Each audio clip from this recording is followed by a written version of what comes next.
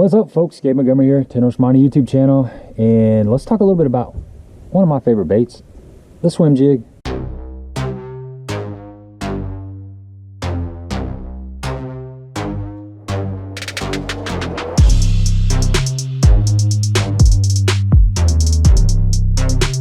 I've really gotten to like the swim jig the last 2 or 3 years. It's something that, man, I have a ton of confidence. I always feel like I can pick a swim jig up and get some bites. And there's some little subtle differences, and we're going to talk about those. First of all, 90% of the time I'm fishing a swim jig in 5 foot of water or less. And I'm typically imitating a bluegill. So when I'm doing that, there's a couple colors that I go with.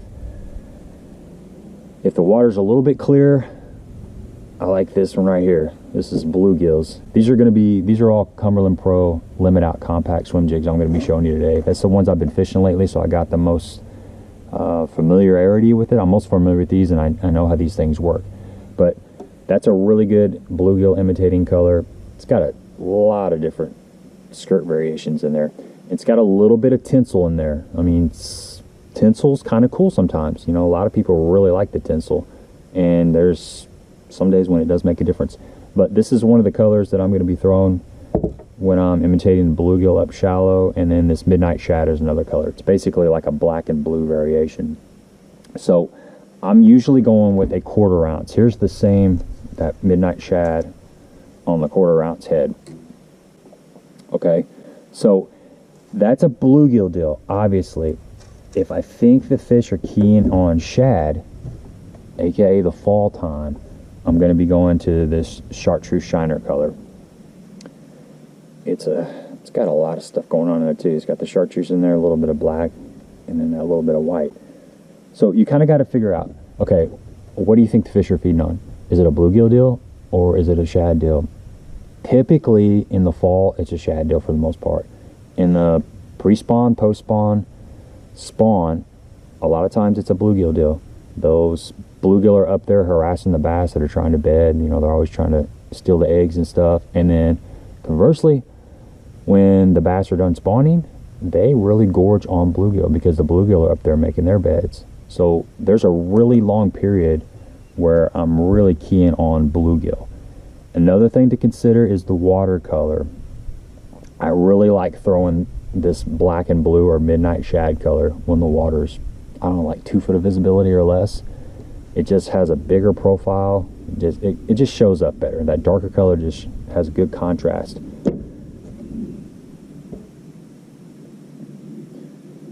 Let's talk about some of the trailers. For this 1/4 ounce, actually that's not a 1/4 ounce, that was a 3/8. For this 1/4 ounce, when I'm fishing it up shallow and it's a bluegill deal, so I got the Midnight Shad color on, man, I'm always throwing the Rage Crawl. Just a green pumpkin Rage Crawl. I like to mix the colors. So black and blue with the green pumpkin. Now, if you like it to be all the same color, you can certainly put like a June bug or whatever your favorite darker color is. But I like that. I like that Rage Crawl. It has a lot of lift, which allows me to really slow roll it around the cover and the grass and stuff. And it's got these crazy legs that really do all this. You know, that helps draw the fish in, man. It just makes them react. So that's really the only one I throw, guys. I mean, there's other versions out there. Basically, any crawl that you like, I think that really goes good on a swim jig in that shallow water. Now, if I'm doing the shad thing, there's a couple baits that I like. First of all, let's talk about the weight. If I'm fishing deeper than 5 foot, I'm going to bump up to a 3/8 ounce. Now, I don't fish a lot of ledges and drops and stuff around here, but I know that the swim jig is really good in that situation. So you might bump up to a 1/2 ounce or maybe even a 3/4 ounce if you're fishing deep and you've got a lot of current. But around here, 3/8 is the heaviest that I get, and I'm fishing this thing down to maybe 10 foot, but most of the time it's that 0 to 5 foot. So some of the trailers that I like to use when I'm trying to represent shad is the Menace. No surprise here. Twin tail grub. Just a great, it's just got a nice slender profile. I'm about to drop that in the water. And if I want to get it down a little bit further, you know, you can always take, basically I rig it like this most of the time, but if I want to get it a little bit deeper, you can just pop this thing off and rig it where the legs are horizontal, or vertical, not horizontal. Gotta get my stuff right here. But yeah, just go up and down with it. That creates less lift, lets that thing get a little bit deeper. The menace, you can't go wrong with the menace. You can put the menace on any of those, like the black and blue jig or the green pumpkin. The bluegill's colored, a green pumpkin menace works great, or any kind of twin-tailed grub. And the other one I use a lot is the Little Dipper by Reactions Innovations, or just a 3-inch paddle tail. I think that just, when they don't want something that's so crazy like the Rage Menace, that little paddle tail is just a little bit more sneaky, a little bit more subtler, and a little bit more finessey. I use this in the fall a lot. This is my go-to in the fall when I'm really fishing around those schools of bait fish. There's a couple different ways to fish the swim jig. You've got the slow rollers, and then you got the burners. I'm typically like a floater, you know, a slow roller. I like to float that jig around cover, which is why I really favor that 1/4 ounce. If you're a guy that likes to burn it, you know, you're going to be a 3/8 ounce or even a 1/2 ounce. It just depends on your style. I mean, I guess if you can get the fish to react with a heavier bait, you're probably better off because you can cover more water, create more reaction strikes. But I've done better just kind of floating it around and then working this. You know, very rarely do I just throw it out and reel it in. The only time I would probably do that is if I was fishing it out deeper, slow rolling it, or if I was working it under the balls of shad in the fall time. You know, then just a slow roll is okay. 90% of the time, I'm not doing that. I'm making my cast, engaging my reel, and I'm doing little short twitches, not necessarily like the Alabama shake or whatever, but I'm doing little twitches, and then I kind of stall it out, and maybe I'll do a little pull, and then kind of, you know, just basically just kind of somewhat erratic, not crazy. I mean, it's not like off the hook or anything.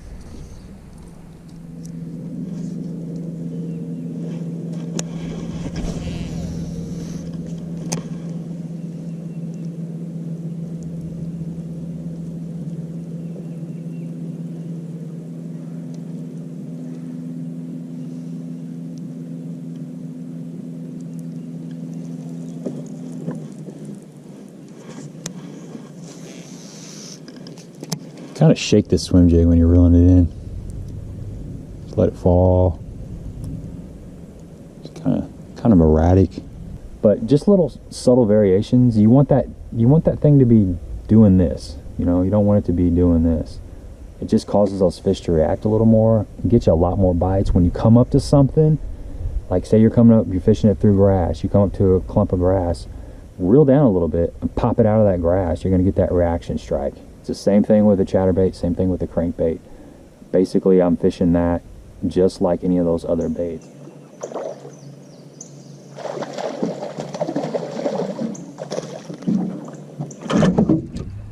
There you go. Another nice swim jig fish.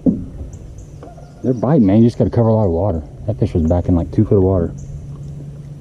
Been trying to hit, you know, like the places they would go to after their spawn, but I can't get bit out there, so I'm just gonna I'm gonna stay shallow for a while. Just put my trolling motor on, cover some water, and see what happens. That fish came off another laydown, just like the rest of them. But you just never know where they're gonna come from. I mean, that fish was kind of a couple of laydowns outside of the grass there. That's where that fish was, and then just loading up on it. It's a pretty cool bite. But it's all about little deflections and little triggering things that you can do. You're gonna really increase your bites on the swim jig. If you haven't tried a swim jig, man, you need to go try them. They're sneaky, they're stealthy, they're overlooked. Everybody's hung up on the not everybody, but a lot of people go to the chatterbait and the spinnerbait, but they forget about the swim jig. And I think you can go behind, well, I know you can go behind people that are throwing the chatterbait and the spinnerbait and get bites with the little swim jig. This is a good one. It's compact. It just picks up bites. It just gets bites, man. It's got a really stout hook in it. I love this little sucker. But yeah, go out, whatever brand you get, just go out and get them. Try them, throw them around. Use the trailers we talked about. Use the same scenarios, and I think you're going to be impressed with the swim jig if you haven't tried it yet. It's fast it's quickly become a confidence bait for me. It's I just, when I feel like I need a bite, I can pick that sucker up, cover some water, and get bit. And it works around everything. You know, it'll come through brush really good. It comes through laydowns really good. Comes through grass. You can skip it. Skips phenomenally, especially with this little swim bait. You can skip that sucker up underneath the dock. You can go way back up underneath laydowns and overhanging trees. Just a great bait. You know, the difference is with the Rage Crawl versus the swim bait, you get a lot more rock. You know, you got this little paddle tail going, and you're going to get this kind of rolling action like this with that paddle tail. So that's something that maybe the fish would prefer that over, you know, this is more, it's more on a certain plane, and it's all the action's kind of out here versus the swim bait kind of doing this. So just little subtle things, but, you know, I would say buy you something that's, you know, chartreuse shiner or white, and I would get you something that's kind of bluegillish, and then I would get you something that's black and blue. And if you want something in between, this is a lavender shad, which is a really cool color. I like this one. The water's really clear and you got bright conditions. But you only need 3 colors. You need a white, black and blue, and a green pumpkin.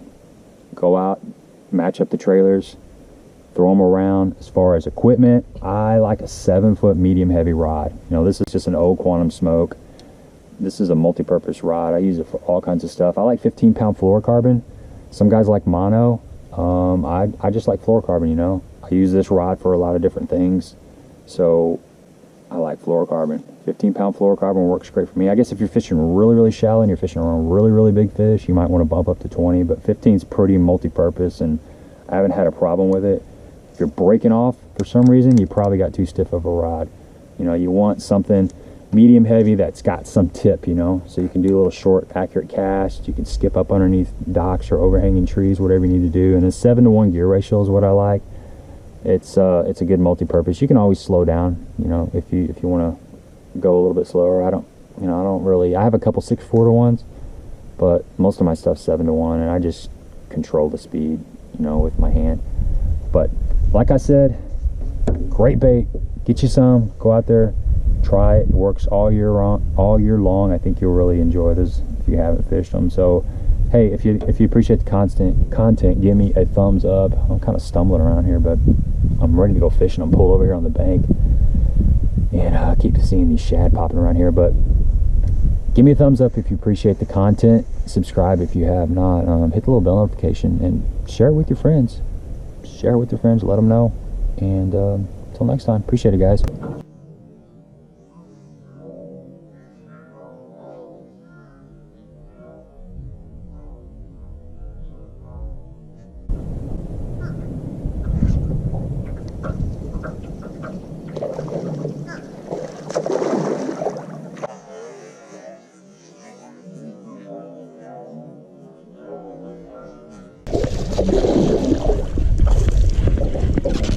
Boom! Look at that, man. They're biting.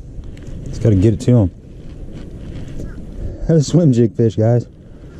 Same deal. That fish hammered it. These fish are fat. Just got done eating a sandwich and gave this guy a sandwich. That was on that swim jig again.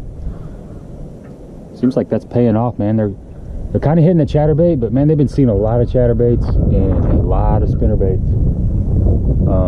So sometimes you got to mix it up a little.